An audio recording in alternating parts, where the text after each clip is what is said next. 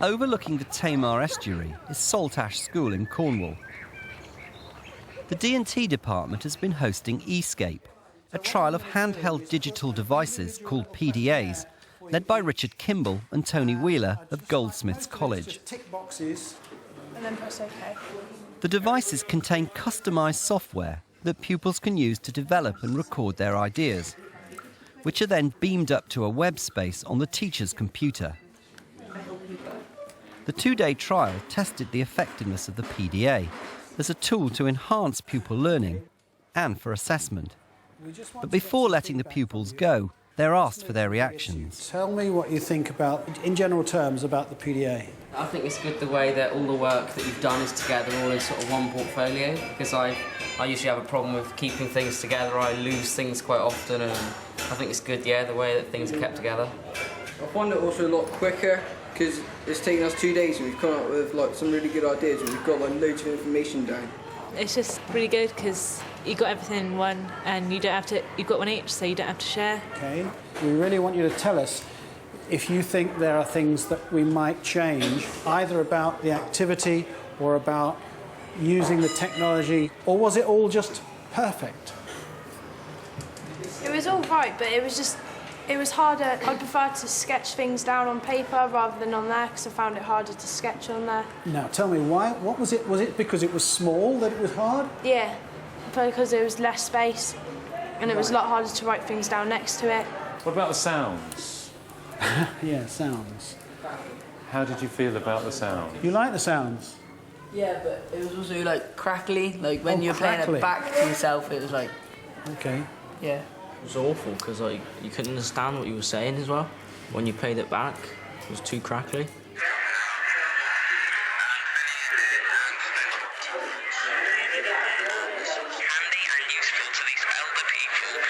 Truth is, when you play it back on the computer, it's very clear. The problem is the quality of the speaker in the PDA. Yeah. If you could hear it good quality, was that a good idea? Yeah, it would have been. The developers suggested that we give you little Bluetooth headsets. Might that make you feel a bit more comfortable? Yeah. Yeah. And did you feel that the photographs that you were able to take with the device once you got used to it gave a good representation of the model as it was emerging? I felt I really could have done with a video tool so I could show how my product was working. How long would the video clip need to be? And remember, the shorter the better.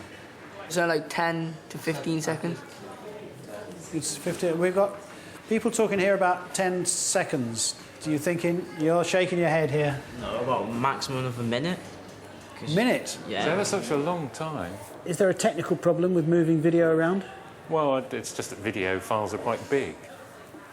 There's so much of this small-scale mobile technology is happening more and more and more, and it's happening faster and faster. So we've done our best with this prototype system that we've put together with digital sellotape and string, if you like, to try and make a system that kind of almost works.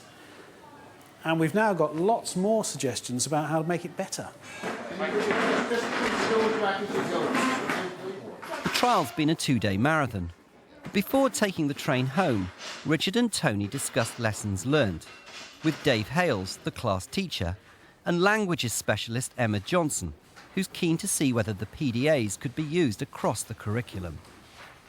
I think it was pretty largely successful. We seemed to keep the interest of the youngsters throughout, but there were some lumpy bits in it that we need to refine. I was coming from the design and the learning side of things, and there was a point at the beginning where it was focused on the PDA, and I was concerned that they might not want to transfer from that to the modelling and the paper, and I was impressed there how they did use the information on the PDA and really got into the modelling. My excitement is the fact that we go away with a web space for each of those children which has data which we're hoping will represent the whole of the activity over the 2 mornings. That's a very fine line, look. That's lovely, and completely legible. Completely legible. And I'm intrigued at the different styles of their drawing have come through on the electronic device. Yeah. I'm frustrated by the glitches that exist because we've been forced to sellotape stuff together, and I'm delighted by the comments that individual children make about it didn't quite work the way we wanted it to. You know, it's a bit like the Graham Bell experience of feeding that information through the telephone cable for the first time. What did you think, Emma? You came in and looked and... Yeah, as an observer, it looked very impressive, and having spoken to the children, it was interesting to see what they thought were the main advantages of it. And I think they achieved more than they thought they could achieve. Yeah. And I think another element that they particularly enjoyed was the peer assessment element of it. Yes. And I think on paper, they tend to look at a piece of work and say, oh yeah, it's good, and hand it back without any real evaluation of it. And I think because they were actually sending the information to their partner, they felt more obliged to make more critical comments of it, and I think they'd find that particularly useful. The PDAs are set up so the pupils can dip into and comment on each other's work. Just put a zip compartment for pills. This is a prototype that we've banged together from existing technologies that sit out there. There's this paint package from here, there's an audio package from there, there's a photograph package from here. It's all cleverly linked together within the system, but it only just about hangs together. And the reason for that, just to clarify, is that those bits are easy. I mean, it's easy to make a sound package or a drawing package. It's expensive in coding, but it's relatively easy to do. The difficult bit is to get the PDA to speak to a web space and the web space to speak to the PDA, and for the clever bit about the system is the way in which those two technologies have been made to talk together. Technology goes wrong when it's used as a separate entity instead of being integral to the lessons. So, for example, say a couple of years ago, interactive whiteboards were a novelty, and nowadays they're quite integral to most classrooms, and it's now used, as it should be, as a learning tool and a teaching tool. I'm probably thinking mostly now about CAD/CAM. You can see these products that are really beautifully made because they're made on the machine. But I just feel that in a lot of instances, perhaps the pupils not really had control of that ownership of it. It just arrives, and it's perhaps put together by a technician, and there it is, a beautiful product, but I think it's the wrong way to go. Yeah, one of the things about the new technology is that they often weren't designed for schools. They were designed for some other marketplace. So we acquire CAD that was developed for professional engineers. Similarly, even our PDA, you know, we're having to deal with software on the PDA that was designed for business people. Yeah. So we've had to turn backwards somersaults to try and make this thing amenable, accessible, useful in a schooling environment. And often that doesn't happen. It needs a good deal of thought to make that technology valuable as a learning vehicle. And that's one of the things we've struggled with the PDA, isn't it? Yeah. I think that's very true. If the teachers and the pupils in the classroom do not feel that they own that technology, whatever it is, then it becomes something that's separate. Then the technology is leading. Then you're doing stuff that the technology tells you to, rather than you being in control of it. I like the camera. I think it's good that you can take pictures of your work going through stages. It was about ideas, design ideas, innovation, creativity, getting students involved at that level. So we wanted small stuff that would bring tools to the aid of the design studio without dominating the design studio. It worried me to start with whether it was going to become all done on the PDA, but it wasn't. It became it enhanced the thing rather than taking over. I think as an observer, the classroom still looked like a traditional classroom and the computers were not intrusive at all. But then when the time came to use them, they were at hand, they were there, and the children were able to access them really easily. These little handy-heldy things move a stage further. It's with the desktop computing, you're tied to the desk. And if you're at the back of a workshop somewhere and you are struck by inspiration, you can't get it in or do anything in the way of manipulating it digitally until you get back to that desktop computer. So it's not like the teacher standing here in control of all these big boxes. It's like we've all got our computer in our pockets, and it's in a way it's more kind of, well, it's not just distributed digital, it's kind of more democratic digital. We've all got something and we can all share it, and we can all learn from each other about this tool, and it changes the nature of it, changes some of the power dynamics in the classroom. Using the PDA, fire it up, go to the photograph option.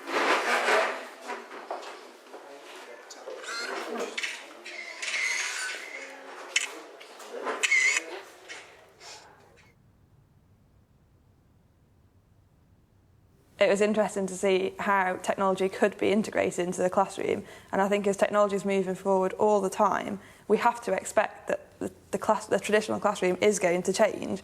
And from that respect, I would say, yeah, you probably were looking at the classroom of the future.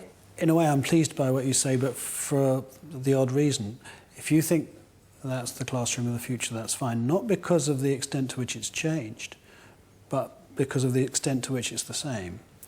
I don't want a design and technology workshop without materials. No, it should never be that way. I don't want a design and technology studio without tools and kids struggling to get to grips with the reality, the hard reality of making materials do what you want them to do. And if we get to the point where everything becomes digital and virtual, that's not design and technology. Similarly, you don't want a language classroom without a dictionary. You don't want a science lab without a test tube. Technology is going to have its place and it's always going to be there in the classroom, but I don't think it'll ever take away from what's always been there. It'll just enhance it. If we can help pupils generate ideas, exchange information, and exchange ideas, then that's got to be good. And some of them might still choose to do it through paper, and I'm quite happy with that. I don't think the future is necessarily PDAs. They're the tool that we have at the moment, just because that's what we have at the moment. I mean, in the future, it might be your glasses, and you can talk to your glasses and look through your glasses, and what I'm looking through is what I see on my screen. I don't know. I have no idea what the technology will look like in 10 years' time, but almost certainly it will be personalised. It'll be something that goes around with me. It's not something I have to go to the next room to use. The world of technology moves at such a frenetic pace. I mean, we know with this project, the devices that we chose 6 months ago no longer available. No longer available. Yeah. The devices that we were using today have gone end of line during the course of the early development part of this project. The device that you choose that comes out next month will last 6 months if you're lucky. So I think there's a real challenge for education to embrace change. I guess the other problem already I'm feeling is the actual cost involved and whether education will fund it. I mean, the pupils already said, when are we going to get these PDAs? And do the sums on how much your school spends on all those big networks of computers that go redundant in 2 years' time. I think you have to think about this technology a bit like we used to think about calculators. It was, gosh, what are we going to do with calculators? They're so expensive. And now they give them away in cornflakes. It'll be like that. The technology will get cheaper, it'll get easier to carry around.